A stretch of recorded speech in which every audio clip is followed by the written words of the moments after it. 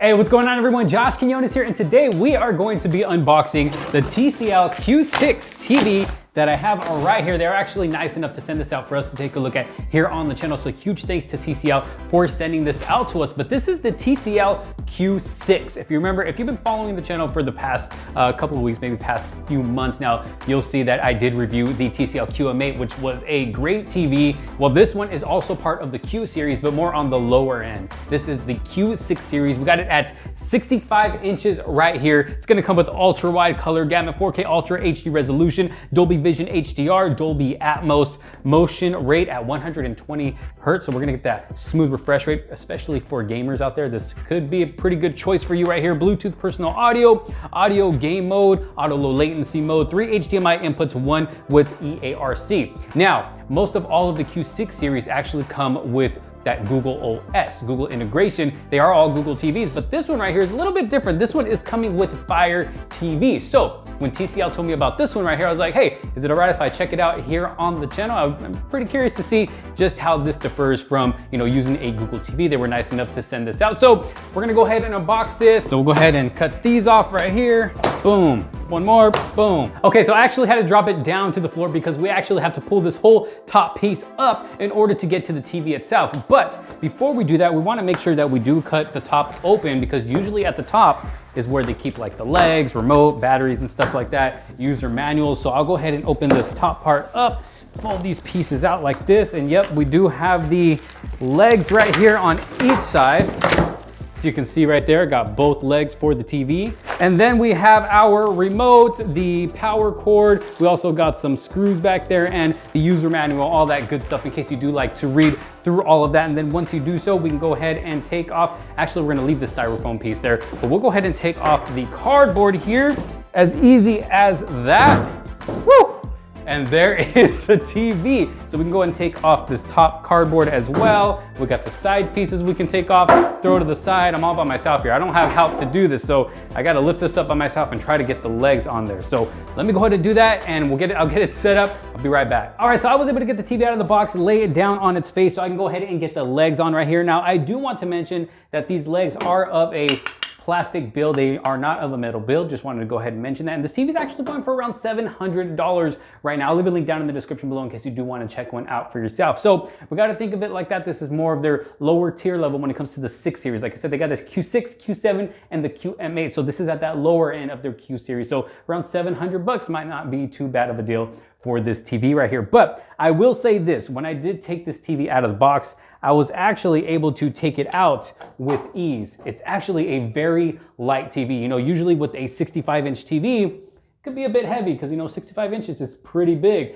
So for one person, it could be a bit heavy. But I will say with this one, if you're setting it up by yourself, you're not really gonna have any problems, trying to carry it by yourself and lay it down like this to put the legs on and then set it up, because this TV is actually a very light TV for a 65-inch. Now, just taking a quick look at the back of the TV right here. If you were expecting a built-in subwoofer like the higher end QM8, no, we do not get that with this TV right here. This is what the back is going to look like. Of course, we got the legs, and these do come with the rubber tips down at the bottom, so you don't have to worry about this TV damaging your TV stand. And no, there is no option to be able to put these closer in if you do have a smaller size TV stand. So you want to make sure to get a TV stand that's going to fit this size of TV. Going over here to my right, we do have the input for the power adapter. Going over to the other side, you have all of your other inputs like the Ethernet, optical audio out, the EARC HDMI input. We got 1 and 2 more HDMI inputs, cable antenna, USB, headphone jack, and the AV in adapter. And yeah, so this is the back of the TV. Let's go ahead and stand it up. Okay, so now that I have the TV standing up here, I do want to mention that it does come with a screen protector out of the box.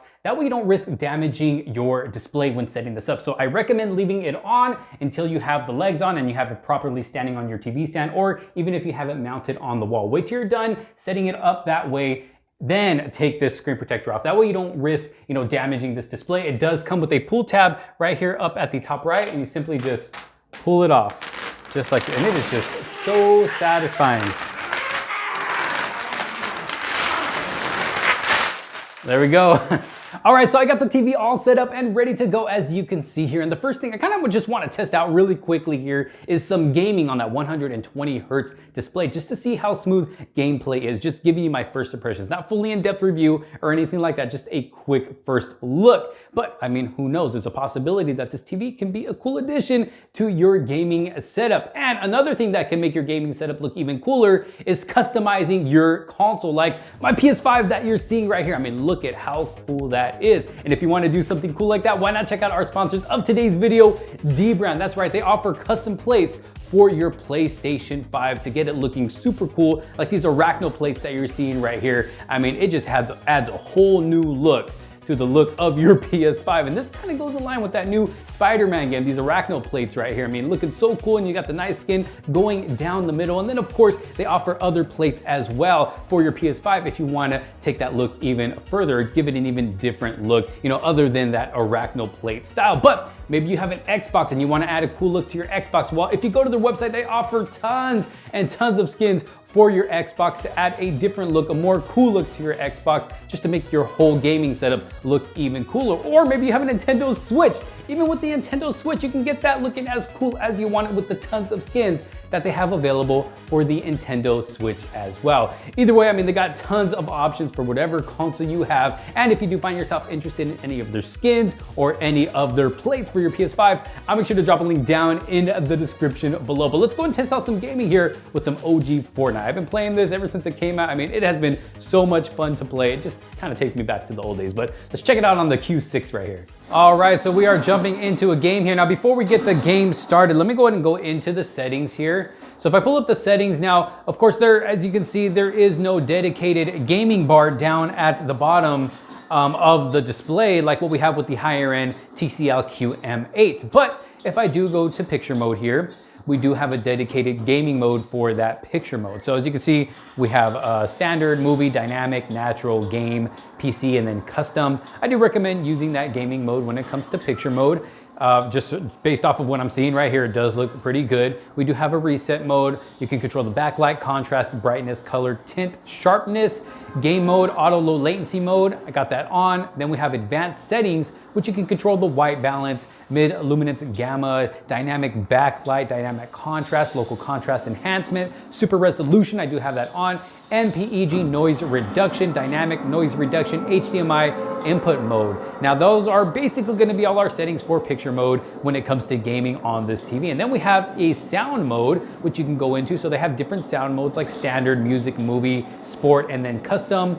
I find the movie to sound the best so far right now, just based off using it right now. We can reset our sound settings. Bass, I do got that up to 15 because I like a nice low end when playing games. We got treble, balance, and then advanced settings, dialogue enhancer, volume leveler, speaker virtualizer, and that is pretty much it. Of course, we can dive even deeper into the settings, but this is not a full review, just my first impressions. And then of course, we're gonna test out the sound. So I get that sound pretty loud. Let's get it at about 75, and then we'll jump into this game here. Just do some quick gameplay. And I gotta say, so far, it's looking pretty good on this display, especially with the 65-inch like this. You want it to look good. And I like my colors to be nice and vibrant and pop when I am playing this game of Fortnite, because I mean, there's a lot of color in this game, so you want it to look good. And so far, it's looking pretty good. Okay, so just kind of running around and jumping around here. I mean, gameplay does seem pretty smooth. I haven't gotten in a fight yet, still looking for somebody, but kind of want to check out the sound. Try out a sniper. Okay. Now there's not, let's try a grenade. Okay, so there's not a whole lot of low end. I cannot stand my internet right now, but there's not a whole lot of low end with this TV. Even if I do, let me turn the bass up a little bit here. So let me go back into the sound settings. Now, I mean, maybe it's just because I've been spoiled with the TVs I've been reviewing lately that do have those built-in subwoofers. But let's see, I got the bass all the way at 25 now to give me some better low end. Let's see what that sounds like. Okay, yes, it does sound a bit better. Okay, so when it comes to sound, it does have a clean sound to it, I guess I would say.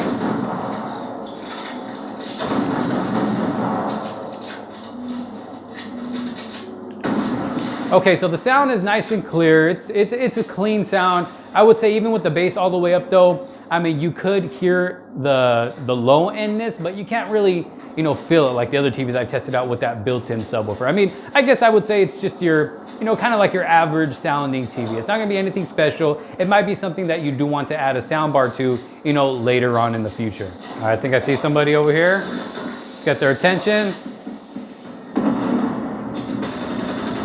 Where you going? Where you going? I got like no ammo.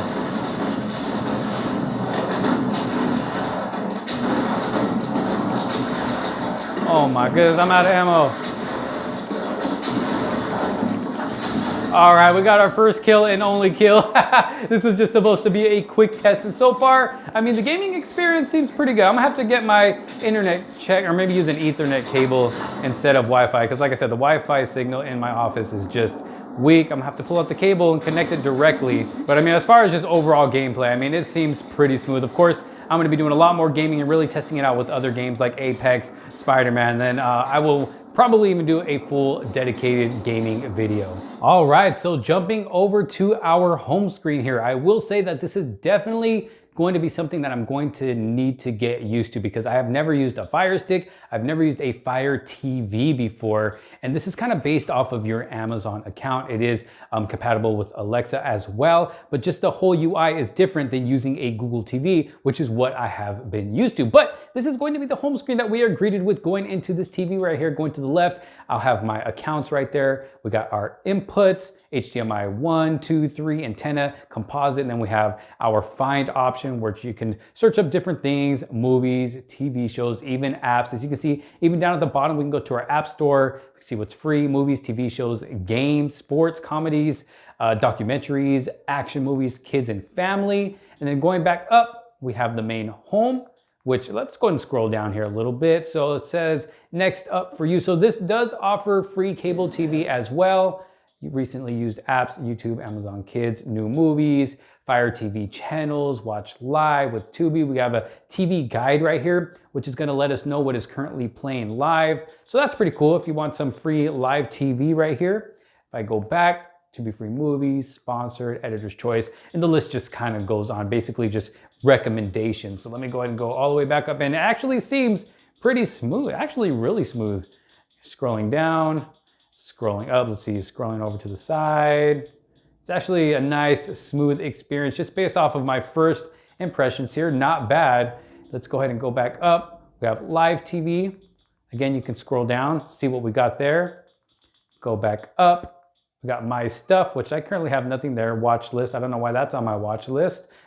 Netflix, Prime Video, Freevee, YouTube News, MGM. And then you can also add different apps as well. And then you have your settings, which is going to give you your inputs, notifications, accounts and profile settings, network, display and sounds, Alexa, controllers and Bluetooth devices, live TV, equipment control, applications, preferences, sleep timer, device and software, accessibility. So they got quite a few things to choose from here. Let's see, what happens if I go to preferences? So we got parental controls, privacy settings, data usage monitoring, all this other stuff that we can go through, time zone. Let's go back up. Let's go to display and sound, see if there's anything extra than what we saw earlier. So we have our picture settings. Let's see, apps and video. No, these picture settings affect video only.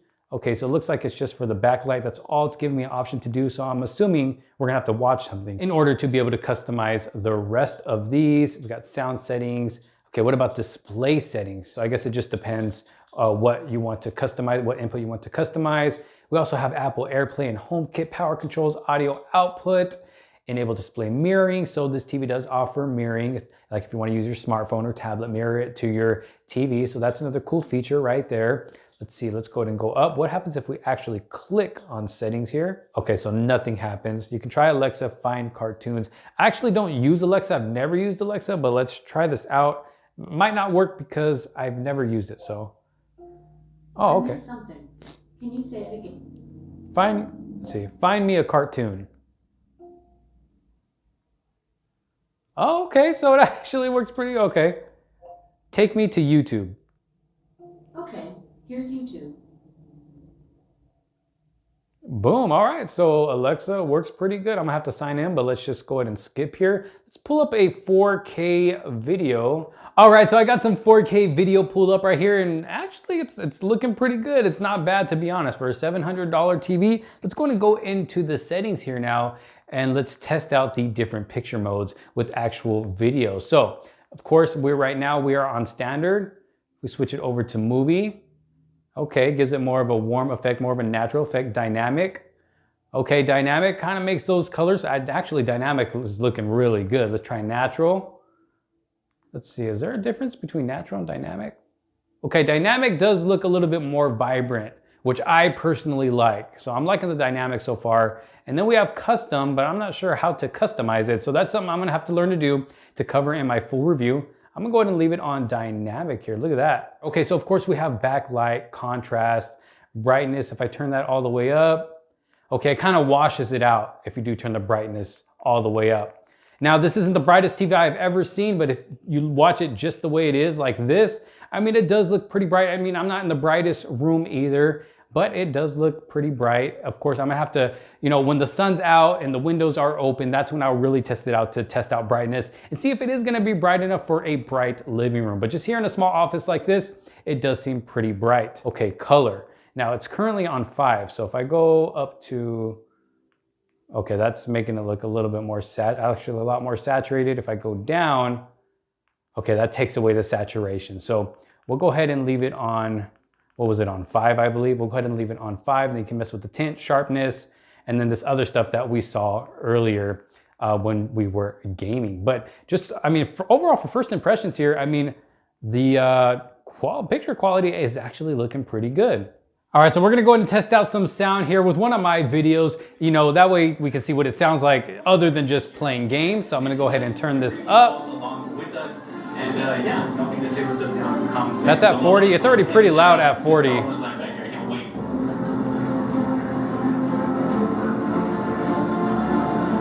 $65, $70,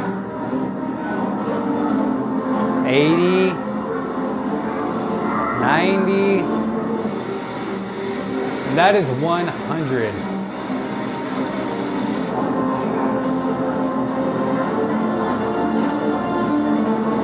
So 100 is definitely loud enough. Although you don't really feel the rumble of the music. All right, so we're getting on the first rag.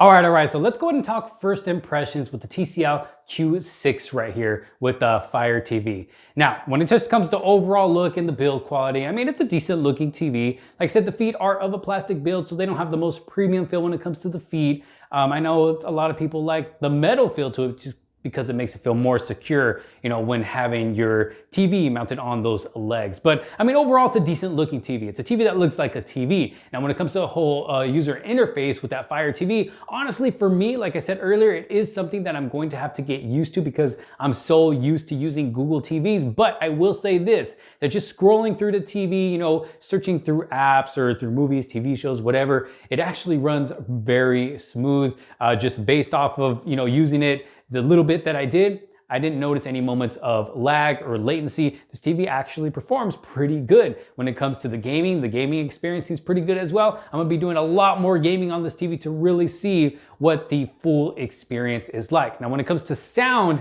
just based off of my first impressions here, the TV does get loud. It's pretty loud. It does sound clear, has a clean sound to it, but in my opinion, it could use a little bit more low end. Like I said, it might just be because I've been spoiled with the built-in subwoofers from the other TVs that I've personally been using and testing out. But I mean, overall sound is just average, I guess I would say, on this TV right here. You would definitely want to add on a sound bar if you want to take your overall sound experience to the next level to really get that theater experience, especially with the 65-inch TV like this. And if you have it in a smaller living room, it's gonna give you that theater experience. You're watching a movie on a big screen, but you're not gonna have the sound experience to match the viewing experience, I guess you would say.